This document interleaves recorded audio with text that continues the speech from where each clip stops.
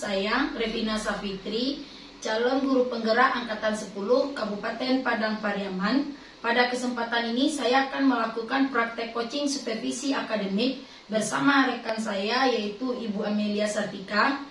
Pada kesempatan ini saya akan melakukan proses tahap awal supervisi akademik yakni pra-observasi. Berikut ini adalah kegiatan pra-observasi yang akan saya lakukan. Selamat pagi Bu Amel. Selamat pagi juga Bu Pina.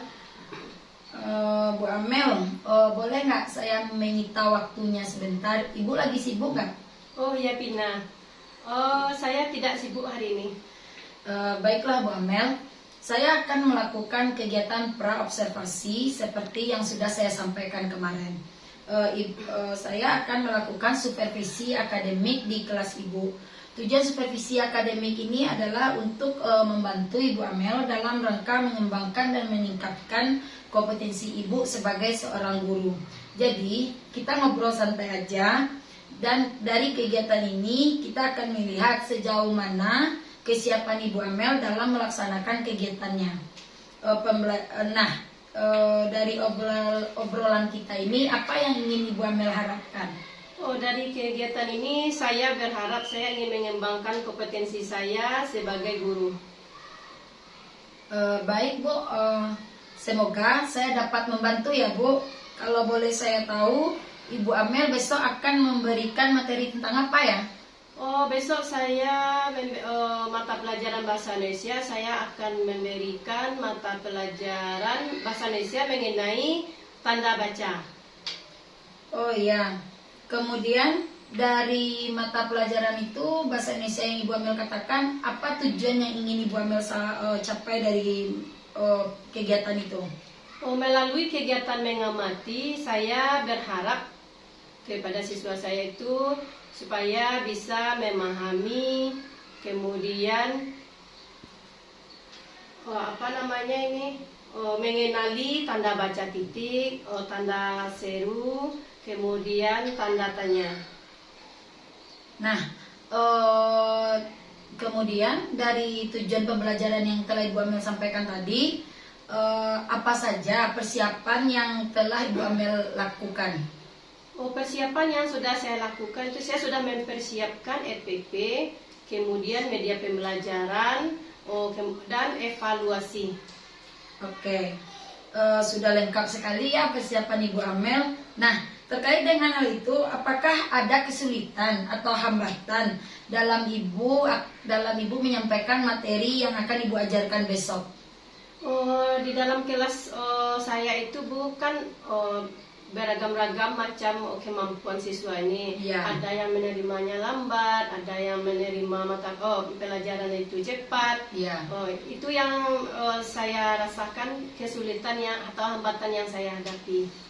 Terkait dengan hal itu, strategi apa yang ingin Ibu Amel laksanakan untuk mengatasi kesulitan yang Ibu bicarakan tadi? Mungkin saya akan menggunakan media pembelajaran yang beragam dan memfasilitasi kebutuhan siswa yang beragam tersebut. Berarti Bu Amel sudah mempersiapkan segala hal ini dengan matang, kemudian Bu Amel juga menyesuaikan dengan keadaan atau kebutuhan siswa ya. Bagus sekali Bu Amel. Dari sini sudah kelihatan bahwa Ibu sudah menerapkan pembelajaran yang berdiferensiasi ya Bu. Nah, kemudian persiapan apa yang masih kurang menurut Bu Amel lagi? Ada Bu Pina. Saya mungkin dalam pembelajaran tanda baca itu saya akan mencari yang menarik bagi siswa seperti medianya, koran seperti majalah, beragam-ragam macam media. Kemudian mungkin saya cari di internet gitu, bacaan di internet. Kemudian setelah itu mungkin menyediakan KPD, kemudian atau kartu-kartu bilangan untuk menyusun sebuah kalimat yang ada tanda tanya, tanda titik, dan tanda koma. Baiklah. Nah, rencananya insya Allah saya juga akan membantu Bu Amel dalam hal ini. Saya akan juga mengamati pembelajaran yang Ibu Amel laksanakan besok.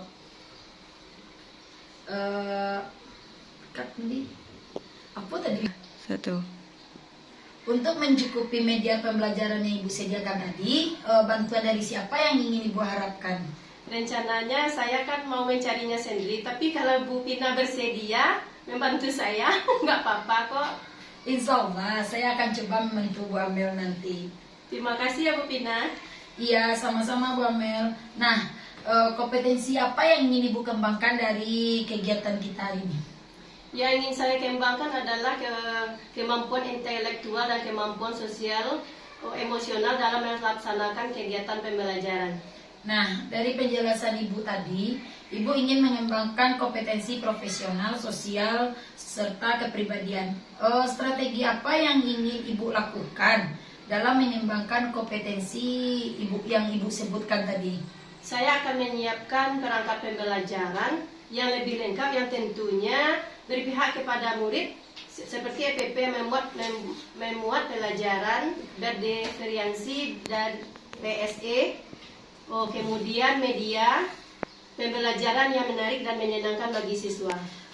Bagus sekali Bu Amel. Insya Allah saya juga bisa membantu dalam mengembangkan kompetensi yang ingin Ibu capai dalam kegiatan observasi kita nanti. Dan insya Allah setelah kegiatan observasi ini kita nantinya akan lebih ngobrol tentang apa yang belum dan apa yang sudah terlaksana, rencananya pengembangan dari Ibu ini. Untuk rencana pelaksanaannya, kita akan melaksanakannya observasinya besok sesuai dengan jadwal yang telah kita sepakati. Baik Bu Pina, terima kasih. Semoga besok semuanya berjalan dengan lancar tanpa hambatan apapun. Amin. Terima kasih Bu Amel. Iya Bu, sama-sama Bu Pina. Demikianlah kegiatan coaching supervisi akademik pada tahap pra-observasi. Saya Revina Safitri, sekian. Wassalamualaikum warahmatullahi wabarakatuh. Nah, assalamualaikum warahmatullahi wabarakatuh.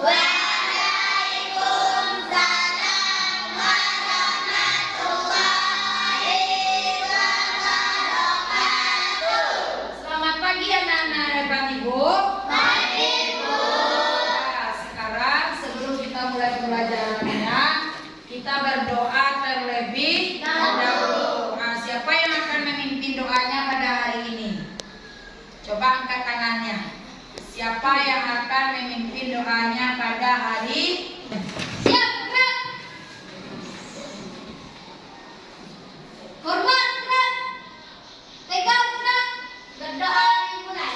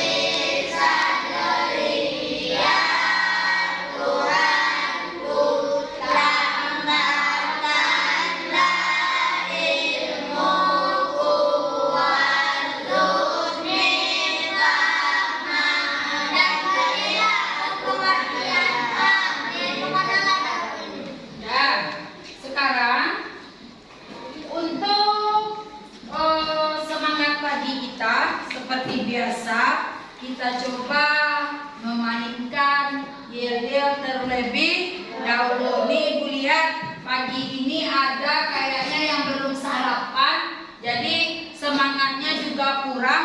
Hari mendung semangatnya juga kurang pada pagi hari ini, Ibu lihat. Ya, kita mainkan dulu.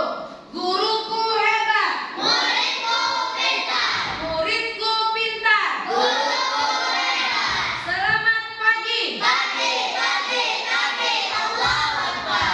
Baiklah, untuk meningkatkan rasa nasionalisme kita coba dulu menyanyikan sebuah lagu nasional Indonesia dengan judul Bangun Pemuda.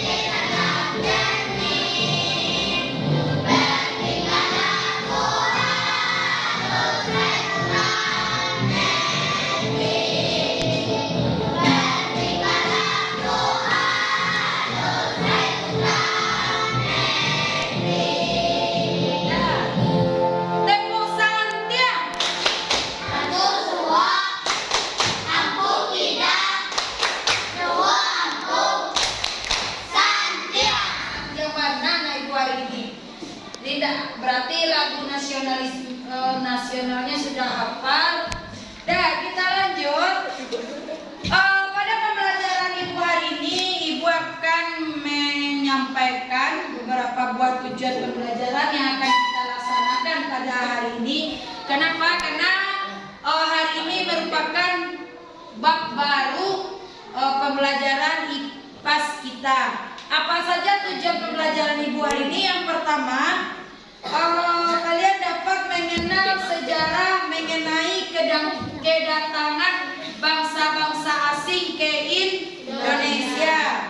Yang kedua, menceritakan kembali sejarah kedatangan bangsa asing ke Indonesia. Ada dua buah tujuan pembelajaran yang ingin kita capai pada hari ini. Dan sebelum kita lanjut, pada bab sebelumnya kita telah belajar tentang sistem gerak pada manusia. Kemudian kita juga belajar tentang sendi. Kita juga belajar tentang siapa yang tahu lagi? Otot, apa lagi? Sendi, sistem gerak, rangka, sel, otak, kemudian sel saraf, kemudian juga penyakit-penyakit yang mengandung sistem gerak pada manusia, termasuk kekurangan vitamin D. Dan untuk kali ini kita akan belajar tentang kedatangan bangsa Eropa ke Indonesia sesuai dengan tujuan pembelajaran yang ingin Ibu capai. Jadi, Ibu akan mengajukan 3 buah pertanyaan pada anak-anak Ibu. Pertanyaan ini anak-anak Ibu jawab setelah anak-anak Ibu akan melihat video tentang kedatangan bangsa Eropa ke Indonesia. Pertanyaan yang pertama, apa maksud dari kedatangan bangsa Eropa ini ke Indonesia? Ada nanti. Maksudnya ada 3. Coba anak-anak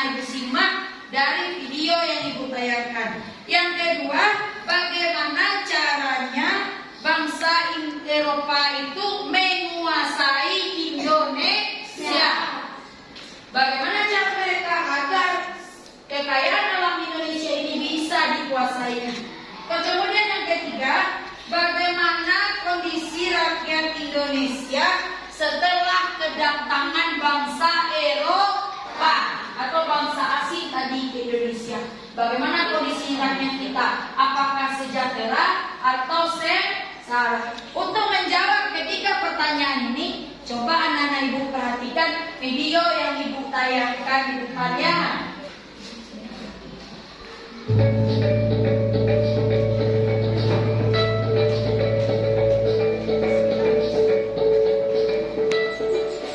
Coba dilihat, diperhatikan. Peristiwa kedatangan bangsa barat. Mulai akhir abad ke-15, bangsa Eropa berusaha melakukan penjelajahan samudera. Bangsa Eropa yang pernah melakukan penjelajahan dan penjajahan di Indonesia dimulai oleh bangsa Portugis. Kapal mereka pertama kali mendarat di Malaka pada tahun 1511. Berikutnya ialah bangsa Spanyol yang mendarat di Tidore, Maluku pada tahun 1521. Kemudian disusul oleh bangsa Inggris dan Belanda. Kapal-kapal Belanda pertama kali mendarat di Pelabuhan Banten pada tahun 1596. Faktor-faktor mendorong pembelajaran samudera antara lain seperti berikut. Yang pertama adalah adanya keinginan mencari kekayaan. Kekayaan yang mereka cari terutama adalah rempah-rempah. Sekitar abad ke-15 di Eropa, harga rempah-rempah sangat mahal. Harga rempah-rempah sangat emas. Mereka sangat membutuhkan rempah-rempah untuk industri obat-obatan dan bumbu masak. Kemudian faktor yang kedua adalah adanya keinginan mencari kejayaan. Di Eropa, ada suatu anggapan bahwa apabila suatu negara mempunyai banyak tanah jajahan, negara tersebut termasuk negara yang jaya. Dengan adanya anggapan ini, negara-negara Eropa berlomba-lomba untuk mencari tanah jajahan sebanyak-banyaknya. Faktor yang ketiga adalah adanya keinginan menyebarkan agama. Selain mencari kekayaan dan tanah jajahan, bangsa Eropa juga membawa misi khusus. Misi khusus tersebut adalah menyebarkan agama kepada penduduk daerah yang dikuasainya. Tugas mereka ini dianggap sebagai tugas suci yang harus dilaksanakan ke seluruh dunia. Faktor yang keempat adalah perkembangan ilmu pengetahuan dan teknologi. Ilmu pengetahuan dan teknologi berkembang pesat. Contohnya adalah seperti berikut. Yang pertama, dikembangkannya teknik pembuatan kapal yang dapat digunakan untuk mengarungi samudera yang luas. Yang kedua, ditemukannya mesin untuk persenjataan. Senjata dapat digunakan untuk melindungi pelayaran dari ancaman bajak laut dan sebagainya. Yang ketiga adalah ditemukannya kompas. Kompas digunakan sebagai penunjuk arah sehingga para penjelajah tidak lagi bergantung pada kebiasaan alam.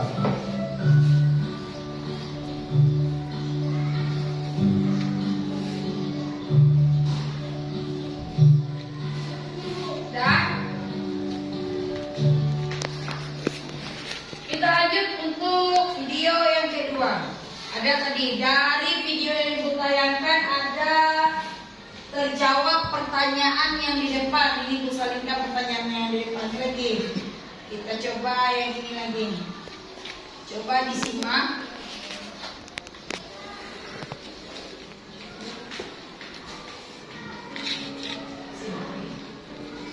Pada zaman dahulu, bangsa barat datang ke Indonesia dengan membawa misi 3 itu merupakan singkatan dari Go, Glory, Joy, Ghost. Pada saat itu di Eropa, harga rempah-rempah sangat tinggi karena kondisi mereka yang buruk. Mereka berusaha menemukan daerah-daerah yang menghasilkan rempah-rempah di belahan bumi bagian timur, seperti India dan Indonesia. Di Indonesia terdapat banyak sekali jenis rempah-rempah, antara lain merica, cengkeh, jahe, pala, kayu manis, anjing, kapulaga, dan kulit. Dengan membawa misi tertentu, bangsa barat melakukan perjalanan dan menaklukkan daerah penghasil rempah-rempah. Mereka juga melakukan penyebaran agama. Salah satu dampaknya adalah membaiknya kondisi ekonomi Eropa dan mereka memulai revolusi industri. Sejak abad 16, setidaknya ada 4 bangsa yang pernah datang dan menduduki Indonesia. Di antaranya Portugis tahun 1512, Spanyol tahun 1521, Inggris tahun 1579, dan Belanda 1595. Pada tahun 1512, Portugis datang ke Asia. Portugis adalah bangsa Eropa pertama yang datang ke Asia. Awalnya, bangsa Portugis dimulai untuk pergi ke India, namun usahanya tidak berhasil. Akhirnya, Portugis menguasai Malaka dan Myanmar. Tahun 1512 di bawah pimpinan Antonio de Albuquerque dan Francisco Solano, Portugis berhasil menginjakkan kaki di Indonesia, tepatnya di Maluku. Kemudian Inggris menggantikan kekuasaan Portugis di Maluku dan membuat sebuah persekutuan lokal yang disebut dengan East India Company atau disingkat EIC. Tahun 1642, Peter Bruce menyamar sebagai gubernur dan jajaran PSI pertama. Tak lama setelah PSI berdiri, pusat perdagangan terbaru dipindahkan ke Jayakarta karena dianggap posisi strategis. Pangeran Jayawitarta sebagai penguasa di sana mengizinkan hal ini. Beliau juga mengizinkan Inggris untuk mendirikan PIC di Jayakarta. Tanggal 13 Mei 1619, Sir Peter Company berhasil membujuk penguasa setempat untuk mencabut izin PIC. Setelah kejadian tersebut, Belanda terus mendesak Inggris agar menyingkir dari Indonesia.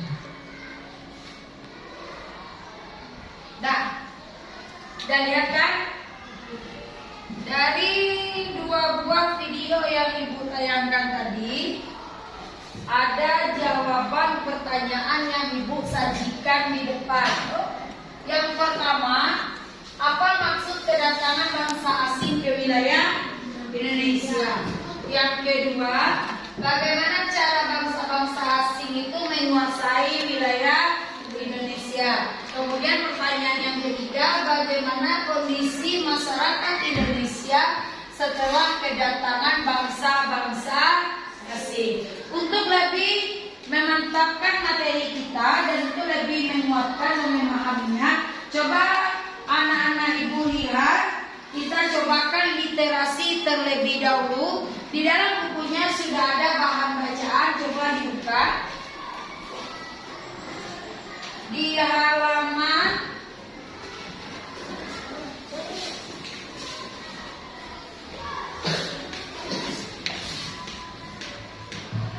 26. Nah, sekarang untuk lebih memahaminya, coba mana Ibu baca halaman 26. Kita berliterasi terlebih dahulu. Silakan dibaca dan dipahami isi teks dalam bukunya masing-masing. Apakah sudah siap?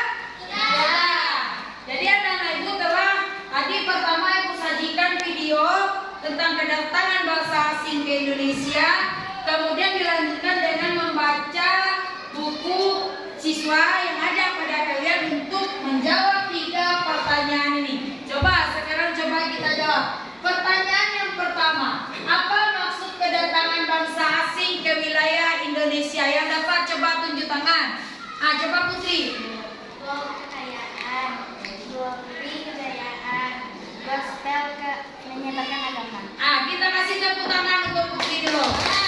Betul? Ada 3 tujuan bangsa asing ke Indonesia. Yang pertama, gol. Apa artinya gol tadi? Kekayaan. Yang kedua, glory. Dia ingin menguasai dan mencari kejayaan Indonesia. Yang ketiga yaitu gospel, artinya menyebarkan agama ke wilayah Indonesia. Bagus. Yang kedua, bagaimana cara bangsa asing menguasai wilayah Indonesia? Coba yang dapat coba angkat tangannya. Coba Bagas. Pembentukan PRC, Yang kedua, tanam paksa, Yang ketiga, politik balas budi. politik balas budi. Ada 3 cara untuk menguasai wilayah Indonesia. Yang pertama ada namanya tanam paksa, yang kedua dibentuklah VOC. VOC itu apa itu istilahnya serikat dagang. Yang ketiga yaitu politik etis atau politik yang balas budi. Pertanyaan yang ketiga, bagaimana kondisi masyarakat Indonesia setelah kedatangan bangsa asing? Siapa yang bisa jawab? Coba Gina. Sengsara. Berarti saat kedatangan bangsa asing ke Indonesia, masyarakat Indonesia itu sangat menderita, sangat sengsara.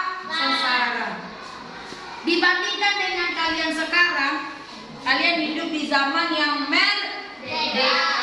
Kalau hidup kalian di zaman dahulu, apalagi di zaman waktu penjajahan, anak-anak ibu tidak ada yang sekolah. Kenapa? Waktu zaman penjajahan, waktu zaman kedatangan bangsa asing ke Indonesia, yang boleh bersekolah hanya anak-anak orang kaya. Yang boleh bersekolah itu anak-anak yang kalangan ke atas, rakyat-rakyat biasa, tidak ada yang mengenyam pendidikan. Nah, kita lanjut lagi. Kalian akan ibu suruh untuk melakukan kegiatan pada hari ini, yaitu pada buku kalian di halaman 51. Tidak, di sini yang kita butuhkan yang pertama peta penjelajahan samudra, yang kedua alat tulis, kemudian ada nanti alat pewarna, ditambah lagi buku tulis, ada kertas kartonnya sudah ibu bawa, kemudian gunting, lem serta atau perekat. Perlengkapan yang akan kita gunakan yang pertama ada globek, depan sudah ada globek, yang kedua peta dunia. Mana peta dunia? Nah, sudah ada. Kemudian tadi ditambah dengan video kedatangan bangsa Eropa ke Indonesia atau bangsa asing ke Indonesia.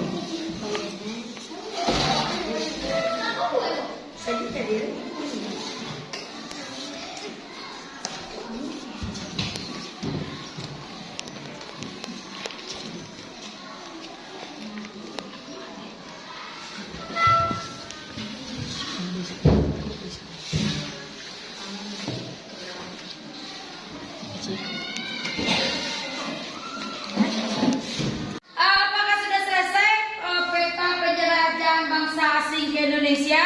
Nah, sekarang kita lanjut lagi.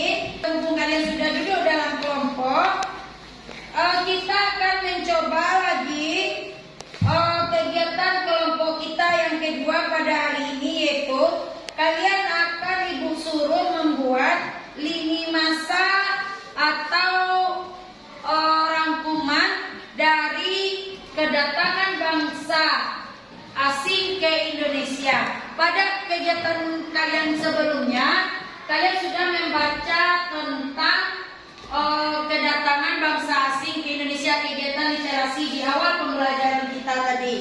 Nah, untuk itu pada kelompok masing-masing sudah ibu sediakan sebuah kertas karton.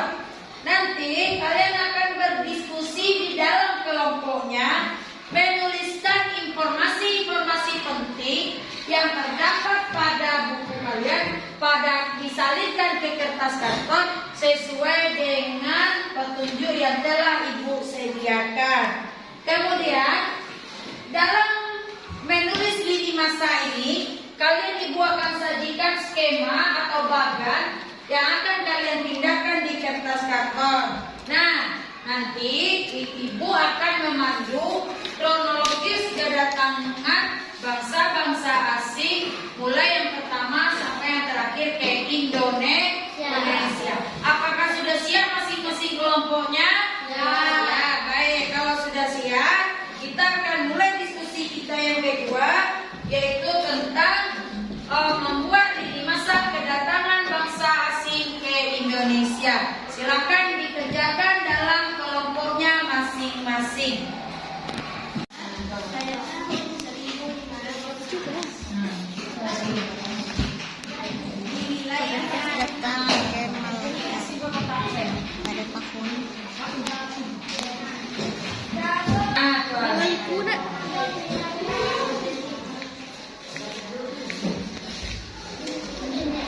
Kedatangan bangsa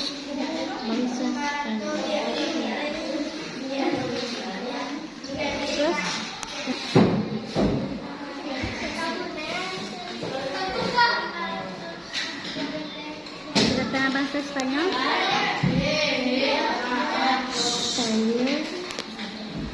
pada tahun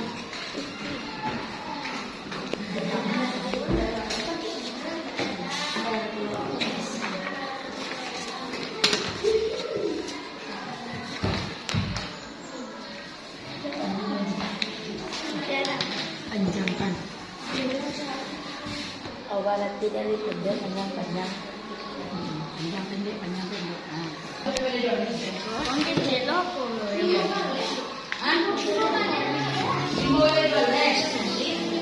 Dia beda setahun dari isi mau balik sama saya. Beda tujuan kedatangan.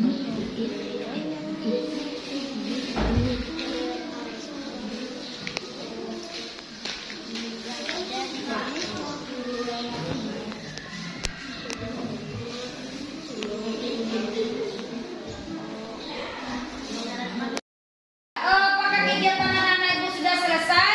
Sudah. Nanti kita akan coba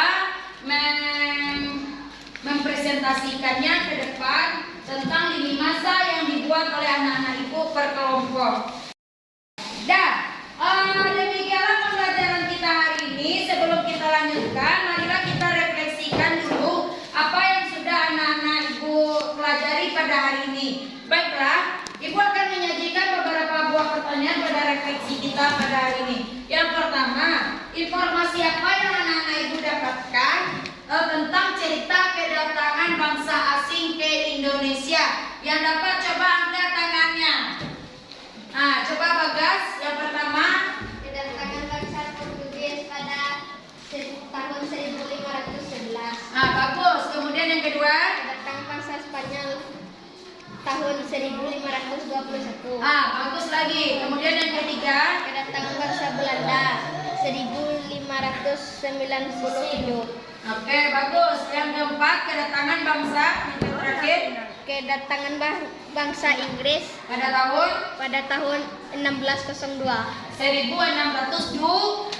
Kita kasih tepuk tangan untuk Bagas dulu. Ya, pertanyaan yang kedua. Menurut anak-anak ibu, apa kelebihan yang dimiliki oleh bangsa Indonesia sehingga bangsa Indonesia ini menjadi target atau incaran bangsa-bangsa asing untuk mereka kuasai? Siapa yang dapat? Coba angkat tangannya. Coba Gina. Kekayaan alam Indonesia. Bagus sekali. Indonesia tuh kaya akan kekayaan alam yang melimpah.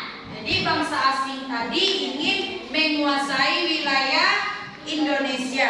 Pertanyaan yang ketiga, apa saja sumber daya alam yang menjadi incaran bangsa asing ke Indonesia? Yang dapat coba angkat tangannya.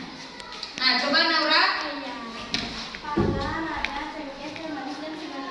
Pala, lada, cengkeh, kayu manis, dan masih banyak lagi yang lainnya. Kita kasih tepuk tangan untuk Naura dulu. Ya, bagus sekali.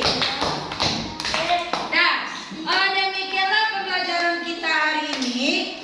Nanti untuk materi kita selanjutnya, anak-anak ibu akan ibu bimbing dalam membuat resume secara kreatif tentang kedatangan bangsa asing ke Indonesia. Kemudian sebelum kita tutup, jika ada anak-anak ibu yang belum paham, silakan boleh mengajukan pertanyaan. Yang belum mengerti silakan angkat tangannya, boleh ditanyakan tentang materi kita ini. Coba, ada yang belum paham? Apakah sudah mengerti semuanya? Sudah, baik. Kemudian nanti untuk pertemuan selanjutnya kita akan bahas lagi tentang bagaimana perjuangan bangsa Indonesia dalam menghadapi penjajahan. Dan kita akan coba lagi sebagai penutup pembelajaran kita pada hari ini, kita akan coba nyanyikan sebuah lagu daerah. Sayangnya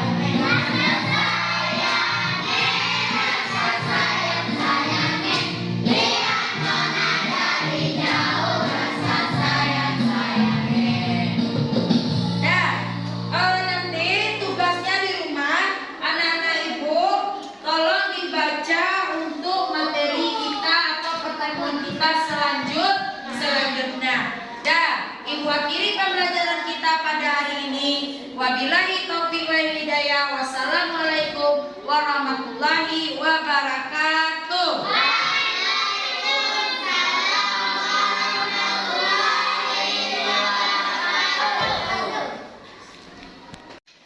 Assalamualaikum warahmatullahi wabarakatuh. Berjumpa lagi dengan saya Revina Safitri SPD, calon guru penggerak angkatan 10 Kabupaten Padang Pariaman.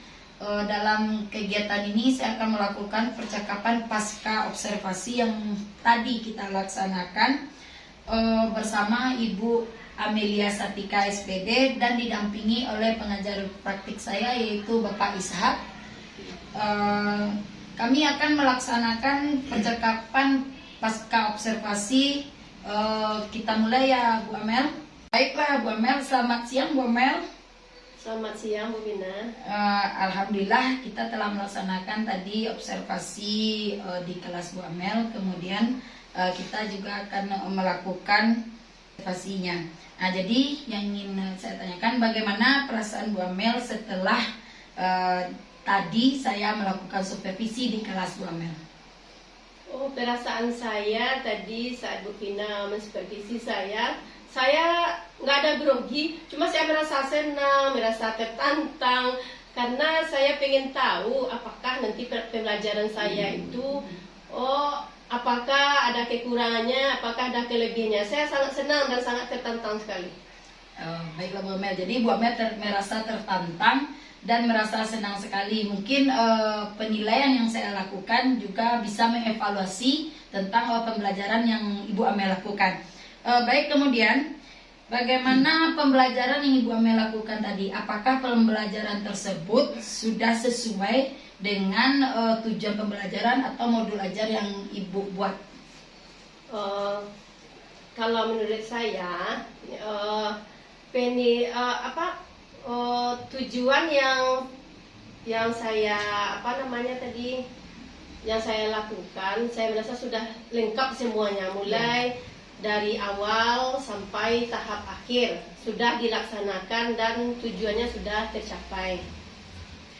Kemudian jadi pembelajaran yang Ibu Amel lakukan tadi sudah mencapai seluruh tujuan yang ingin Ibu capai, termasuk nanti dalam penilaian dan diskusi kelompok siswa juga tadi nampak sama saya. Kemudian apa yang akan Ibu Amel lakukan jika kalau seandainya dalam pembelajaran Bu Amel tadi kan ada metodenya diskusi kelompok. Jadi tadi saya lihat ada beberapa siswa yang agak ribut di kelas. Metode apa yang akan Ibu Amel lakukan untuk mengkondisikan siswa tersebut? Oh iya Bu Pina, selama ini kan saya selalu berusaha untuk membuat anak-anak saya itu supaya aktif semuanya, tidak ribut. Saya buat strategi bermacam-macam. Jadi yang Ibu